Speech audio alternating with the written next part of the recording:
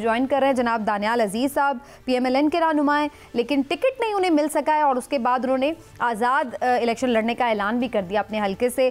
दानियाल अजीज़ साहब, बहुत बहुत शुक्रिया सर आपके वक्त का, आप प्रोग्राम में तशरीफ़ लाए। तो दानियाल अजीज़ साहब, पहला तो यही आपसे सवाल है कि क्या लगता है आपको टिकट क्यों नहीं मिला? ये बड़ी लंबी दास्तान है जी, उस बात को जो मेरे ख्याल में अब छोड़ देते हैं। असल बात जो है ना उस पे आते हैं कि पाकिस्तान में जो महंगाई की इस वक्त शरह है वो गरीब आदमी तो मिट गया है, पिस गया है, वो शिकस्त तो रेख्त हो गया है, वो बिल्कुल तबाह हो गया है। तो इसकी वजह से जो है ना पाकिस्तान में ये अहम वक्त ये है कि पाकिस्तान में जितनी भी सियासी जमातें और ये इलेक्शन भी 2024 का, ये सारे के सारा महंगाई की वजह से गिना जाना है और फैसला इसका होना है। तो इसलिए ये जो इशू है, जब आप लोग आएंगे तो कुछ मामला सेटल करेंगे ना, इसलिए पहले तो आने की तैयारी जो है उसके ऊपर बात तो होगी ना, फिर उसके बाद जाहिर है ये भी बात होगी कि महंगाई का क्या तोड़ है किसी के पास भी। लेकिन दानियाल अजीज़ साहब, बहुत सीरियस लोग सवाल ये उठा रहे हैं कि पार्टी टिकट नहीं भी मिलता, बाज़-औक़ात पार्टी की अपनी भी मजबूरियाँ हो सकती हैं क़यादत की, लेकिन क्या आप समझते नहीं हैं कि आज़ाद उम्मीदवार के तौर पर अगर आप खड़े होंगे तो पार्टी को नुकसान पहुँचाएंगे, पार्टी का वोट तकसीम होगा?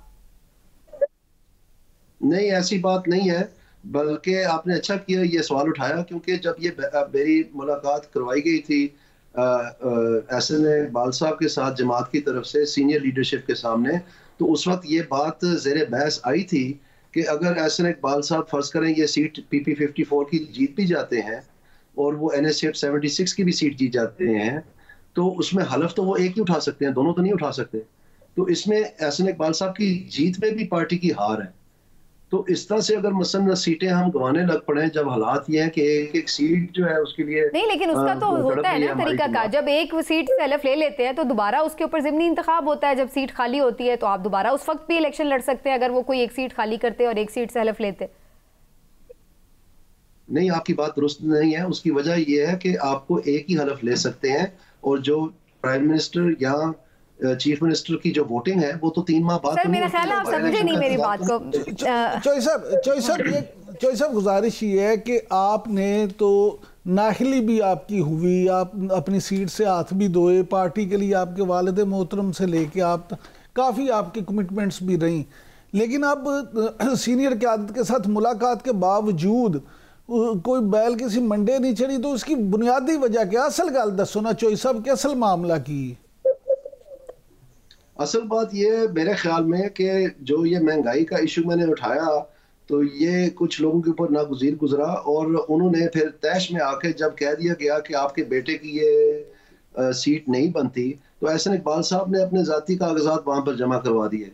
और मैं समझता हूँ कि ये पार्टी के साथ उन्होंने ज़्यादती की कि जो फैसला वो वैसे करना चाह रहे थे उनके लिए मुश्किलात का फैसला बना दिया। और उसमें जो है उन्होंने धमकी दी कि जी मैं फिर सीट छोड़ देता हूँ, मुझे ज़रूरत नहीं है, मैं रिटायर हो जाता हूँ, मैं वैसे ही उम्र में ज़्यादा हो गया और मैंने इतनी कुर्बानियाँ दी है, एक MPA की सीट भी मेरे लिए जो है ना फैसला नहीं हो सकता।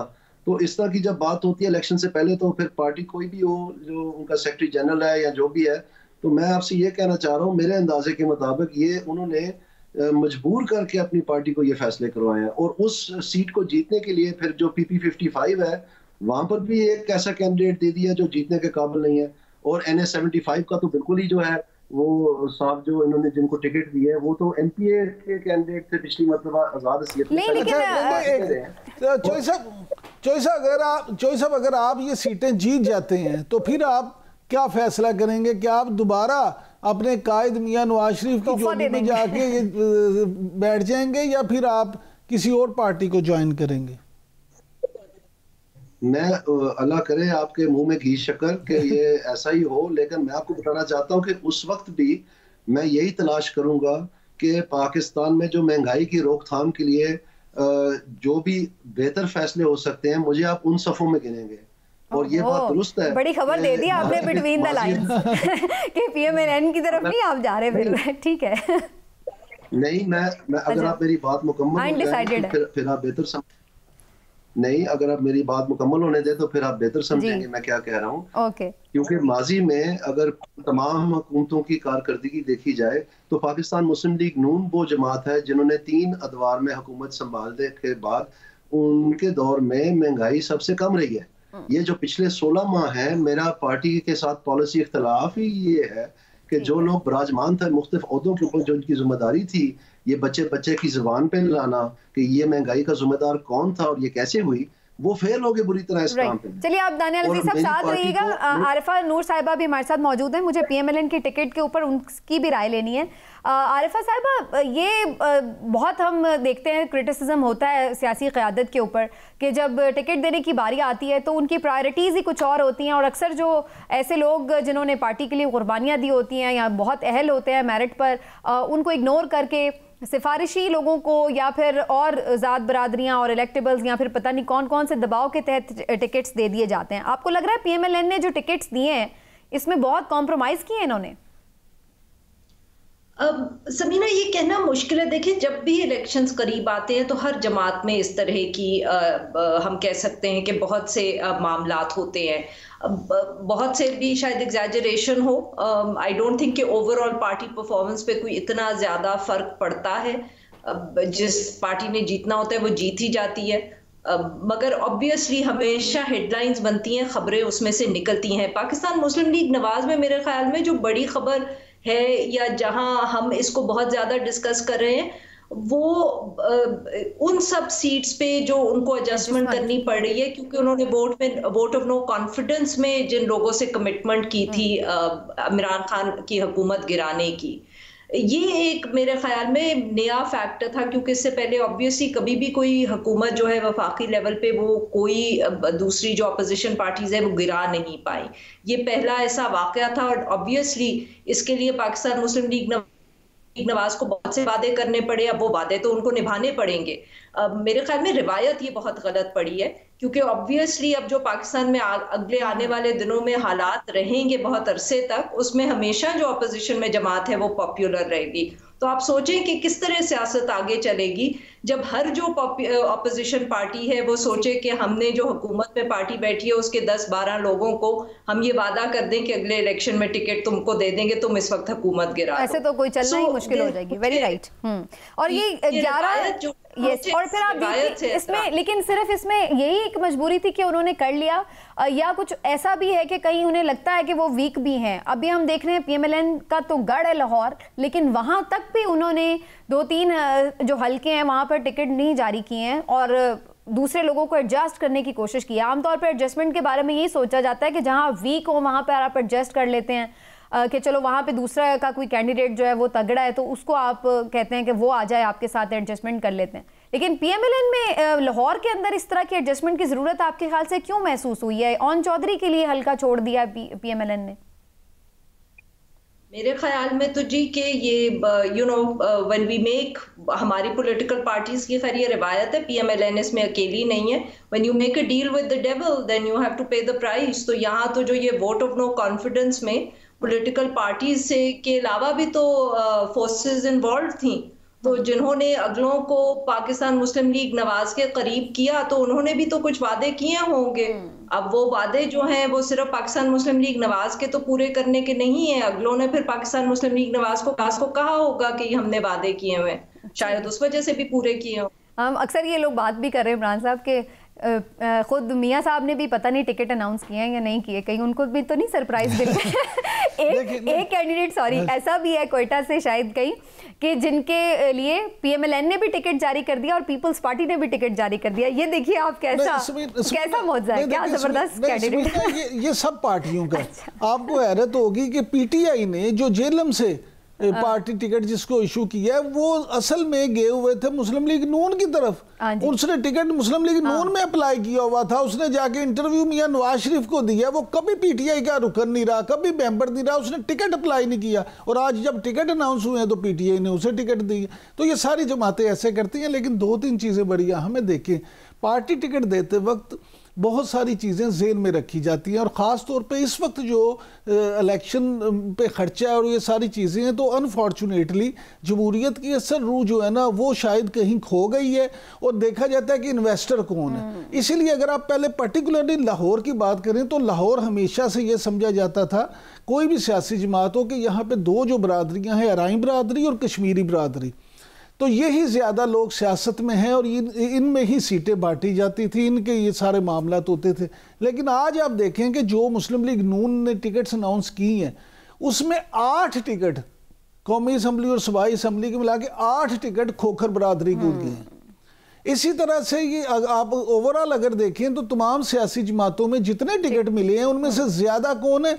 ज्यादा वो हैं जो प्रॉपर्टी के कारोबार में, हाउसिंग स्कीमें बनाने वाले, प्लॉट बेचने वाले, यानी इन्वेस्टर्स। अच्छा, फिर सिर्फ ये नहीं है कि वो, बल्कि जो पुराने गाहक सियासतदान हैं उनके भी जो आगे से इन्वेस्टर्स हैं ना, वो भी कहते हैं कि अच्छा मेरा खर्चा भी चुकेगा, तेनू टिकट लेके देंगे। नहीं, दानियाल अजीज साहब से पूछते हैं, लेकिन दानियाल साहब ये बताइएगा कि ये जो बाकी उन लोगों को जो कि मुनहरिफ अरकान थे पीटीआई के, उनको या इस्तेहकाम को जो एडजस्टमेंट किया, आपके ख्याल से आपकी क़यादत ने अच्छा फैसला किया है? जमहूरी रिवायात के लिए ये अच्छी चीज़ है? मैं सिर्फ एक इजाफा करना चाहता हूँ, जो आप लोग गुफ्तगू कर रहे हैं वो ये है कि जो ये रियल एस्टेट वाले हैं या एजुकेशन वाले हैं, जो ये यकलफ्त इनके पास से बहुत सारे पैसे आ गए हैं और वो फिर सियासी शोहरत भी चाहते हैं और उनके खिलाफ महाजराई होती है जमातों में, टिकटों के दौरान वो असरअंदाज होते हैं। ये एक कैटेगरी है। जो कैटेगरी आप मेंशन नहीं कर रहे हैं ना, जो मैं समझता हूँ ज़्यादा अहमियत की हामिल है, ये वो लोग हैं जो पढ़े लिखे हैं, जो बाकायदा मंजे हुए हैं, जिन्होंने बड़े बड़े ओहदों के ऊपर पाकिस्तान के लिए बड़े बड़े काम किए हैं और जो प्रोफेशनल हैं और मिडिल क्लास के हैं, उनके ऊपर करप्शन का कोई दाग नहीं है, उनके कोई इन्वेस्टर नहीं है, वो खुद एक मतलब सियासत में अपना नाम कमाया है। वो लोग जो है असल में पार्टी के कुछ लोगों को थ्रेटन करते हैं। और मैं ये नहीं कहना चाह रहा कि मैं सिर्फ अपनी बात कर रहा हूँ, लेकिन उस थ्रेट की वजह से फिर उनको जो है ना ये ग्रुप्स बन जाते हैं और फिर कहते हैं इनको किस तरह से निकालें ताकि हमें ना कल को जो ना इस चीज का जवाबदेही होना पड़े या इनको कोई हमसे ऊपर ना ओहदा मिल जाए। तो ये कैटेगरी भी है। नहीं तो दानियाल अजीज साहब, आपकी क़यादत जो है वो कॉम्प्रोमाइज्ड है क्या टिकट देने के ऊपर? जी ये मुझे तो नहीं मालूम है, मैं तो अपनी बात कर सकता हूँ। वो मैंने आपको बता दिया है कि एक शख्स को अपने खानदान पालने के लिए उसने पूरी जमात को इस जिले में भौंचाल की नजर कर दी है।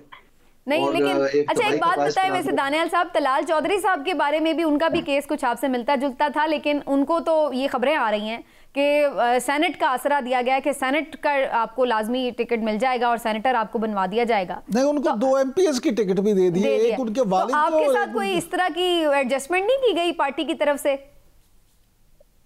नहीं जी, मैं शायद इस काबिल नहीं हूँ, मेरे साथ कोई ऐसी बात नहीं हुई। अच्छा, अभी आप ये कह रहे थे कि आप अगर आज़ाद जीत भी गए तो अगर जो महंगाई ख़त्म करने का फार्मूला जमात बनाएगी उसी की तरफ आप जाएंगे, लेकिन हम तो ये भी खबरें सुन रहे हैं कि एहसन इकबाल साहब को ही शायद वज़ीर ख़ज़ाना या कोई प्लानिंग मिनिस्टर या इसी टाइप की कोई इंपॉर्टेंट मिल सकती है मिनिस्ट्री, तो फिर भी आपका फैसला यही होगा? बिस्मिल्लाह जी, पाकिस्तान का फिर अल्लाह ही हाफ़िज़ है। मैं अब जो नहीं मान रहा तो उस वक्त मैं कैसे मानूंगा? अच्छा, यानी ये कंडीशनल है फिर आपकी सपोर्ट पार्टी के साथ। जसमीना, एक जो बात अभी आप कर रही थी ना, ये कि ओन चौधरी साहब को टिकट और ये सीट एडजस्टमेंट, तो एक बात ज़हन में रखें कि मैं समझता हूँ ज़ाती तौर पे देखें, पार्टी को तो भले जो पार्टी के पुराने वर्कर्स हैं उनके लिए ये अच्छी बात नहीं है, बुरी बात है, लेकिन एक लिहाज से ये देखें कि जिन लोगों ने मुश्किल वक्त में आपका साथ दिया है, आपके लिए उन्होंने कुर्बानी दी, अब आपको उनके साथ वादा पूरा करना चाहिए। और ओन चौधरी साहब जो हैं, भले मेरी नज़र में वो मुस्लिम लीग नून के को बहुत अच्छे कैंडिडेट नहीं है, लेकिन फिर भी जो जहांगीर तरीन और अलीम खान साहब को इतना करीब लाने में जो उनका किरदार था और PTI में से जितना वो मुनहरिफ ग्रुप था उसमें उनका बड़ा था। ख्वाजा आसिफ साहब का स्टेटमेंट सुन के हैरान हो गई कि जब उन्होंने गुलाम सरवर साहब के बारे में कहा कि ये तो मैं भी फैसला डिफेंड नहीं कर सकता, तो ये तो सूरत हाल है कि ऐसे फैसले लिए जा रहे हैं जो खुद आप आके डिफेंड तक नहीं कर पा रहे। बहरहाल जी, दानियाल साहब आप हमारे साथ मौजूद रहे प्रोग्राम में, आपका सर बहुत बहुत शुक्रिया, thank you so much for your time.